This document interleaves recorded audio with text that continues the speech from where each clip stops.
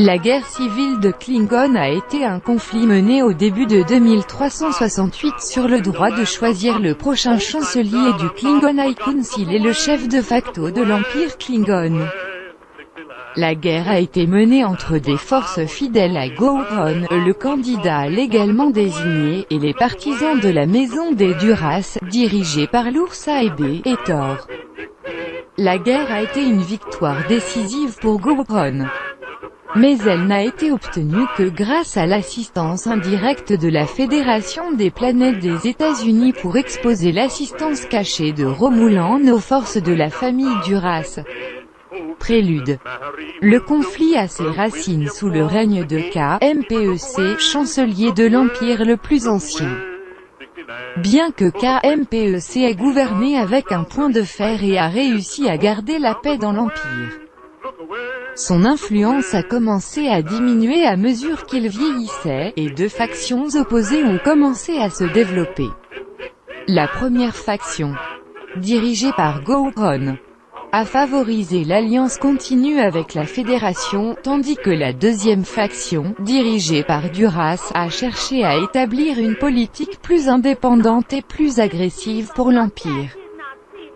Duras avait le soutien d'une large majorité du Conseil supérieur, alors que le soutien de Gowron provenait en grande partie de personnes politiques et de militaires.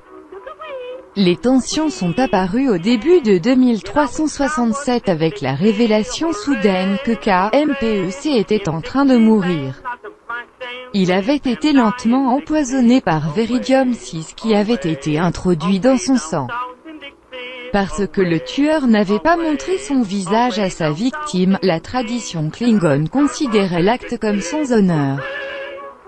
En reconnaissant la corruption qui avait pris place dans l'Empire, KMPEC a décidé qu'il ne pouvait pas faire confiance à aucun Klingon avec la tâche de choisir le prochain chef de l'Empire. Par conséquent, il a pris l'action inouïe de sélectionner Jean-Luc Picard, un officier de l'armée de l'homme, en tant qu'arbitre de la succession. Picard a d'abord refusé la demande de KMPEC, mais KMPEC a soutenu qu'une guerre civile Klingon impliquerait inévitablement des puissances voisines. L'Assemblée tholienne, l'Alliance Ferengi, finalement, l'Empire Romulan et la Fédération elle-même. KMPEC a souligné que quiconque l'avait si déshonoré l'avait tué, soit Gowron, soit Duras, ne pouvait pas être autorisé à gouverner l'Empire. Préoccupé par la perspective d'une guerre interstellaire massive, Picard a accepté d'arbitrer le différend. Le processus de sélection d'un nouveau leader pour l'Empire a été presque immédiatement perturbé lorsqu'une bombe a explosé au milieu de la cérémonie de Songchi confirmant la mort de KMPEC. Une retenue de chacune des délégations de Gowron et Duras a été tuée dans l'explosion. Picard, se méfiait des avertissements de KMPEC concernant les actions déshonorantes de Duras ou de Gowron, a choisi de procéder avec soin. Il a relancé l'ancien rituel du Jashuk, dans lequel chaque candidat a essayé de prouver sa dignité pour diriger le Conseil, ce qui a retardé la décision finale assez longtemps pour permettre à Enterprise Crew d'enquêter sur le bombardement. Ce que les agents de l'entreprise ont trouvé était dérangeant. La bombe avait utilisé un détonateur de décomposition moléculaire, un type d'appareil utilisé uniquement par les Romuliens. Compte tenu de l'histoire passée entre la maison des Duras et les Romuliens, Duras avait déjà été impliqué dans un cover-up de la culpabilité de son père Jarod pour le massacre de Kitomer 20 ans auparavant. Ce qui a été officiellement reproché au père de Worf. Mot pour lequel Worf a choisi d'accepter le déshonneur pour éviter que l'Empire ne se divise. La maison de Duras devenant politiquement puissante, il y avait maintenant des preuves montrant l'un des prétendants. La procédure a été brusquement terminée par un combat entre Duras et Worf. Duras avait tué KLR, l'ambassadeur de la Fédération à l'Empire Klingon, pour enquêter sur la question du massacre de Kitomer et découvrir la complicité du père de Duras. Worf, en tant que compagnon de K-Eller, a réclamé le droit de vengeance contre Duras et a tué Duras dans un combat honorable.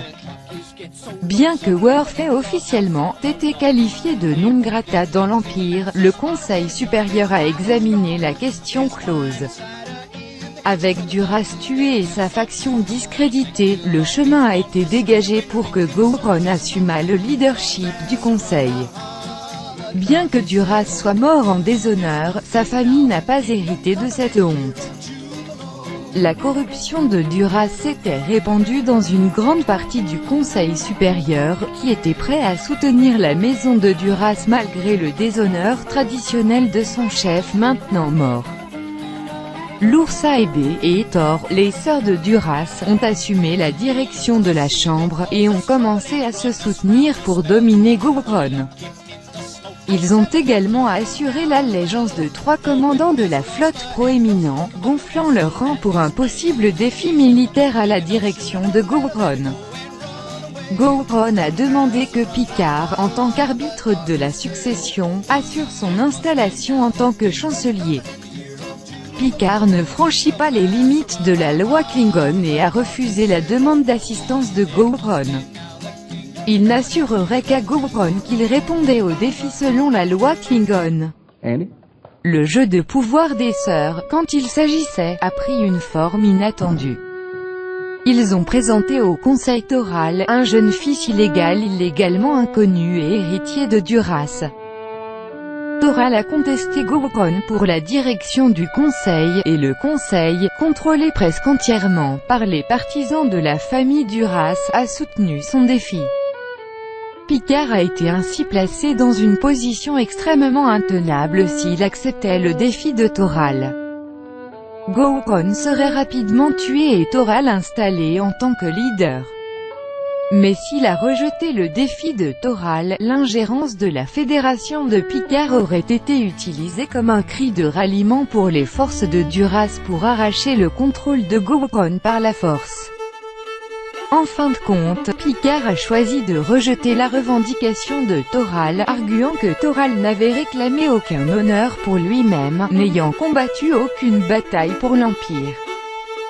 Insensed, Lur-Saebé et Etor ont protesté contre la dictature de Picard sur les affaires de Klingon et ont amené la plupart du Conseil supérieur à sortir de la grande salle.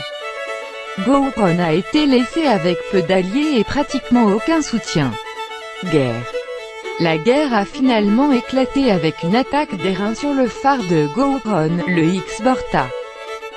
Ne s'attendait pas à une attaque si rapide, Gowron a été pris par surprise et son navire a été presque détruit avant que les ennemis ne soient chassés par le capitaine Kurnan Xegta.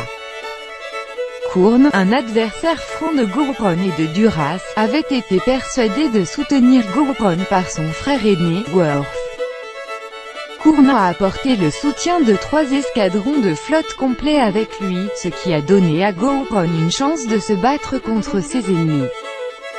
Encouragé par ce soutien, Gowron a choisi de passer par son installation en tant que chancelier de l'Empire Klingon.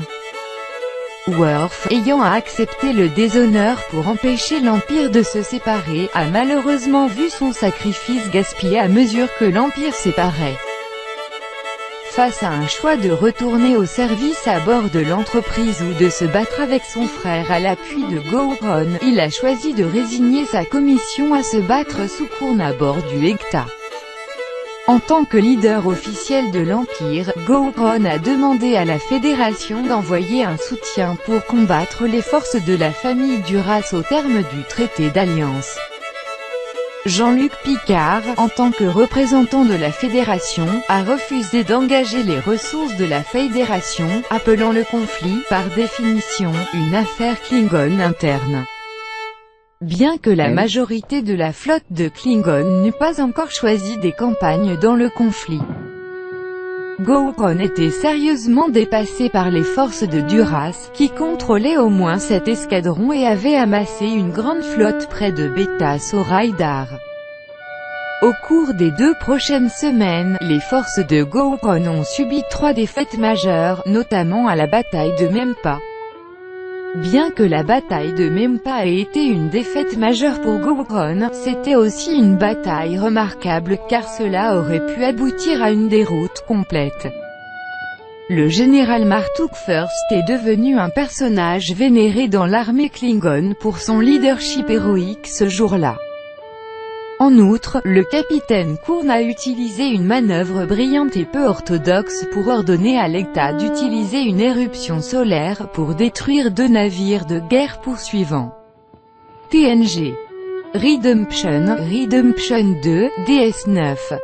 Apocalypse Rising. Dans la Fédération, de nombreux yeux regardaient attentivement les rapports venant des champs de bataille. Bien que la directive primaire dictait que la Fédération reste neutre dans la guerre. Le capitaine Picard a bien souligné que si d'autres puissances, comme les Romuliens, étaient impliquées dans le conflit, ce serait une préoccupation de la Fédération. Picard a soutenu que la série ininterrompue de victoires de Duras indiquait qu'elle recevait un soutien extérieur.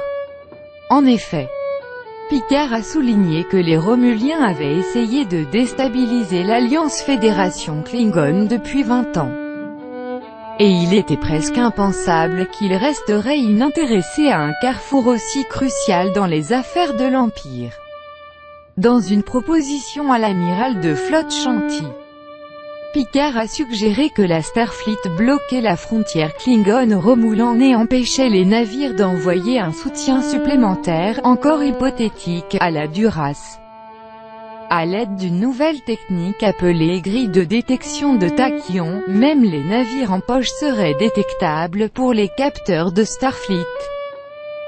Shanti et le Conseil de la Fédération ont autorisé le plan de Picard et l'USS Enterprise D à mener une flotte de 23 navires dans le territoire de Klingon pour déployer le filet de tachyon.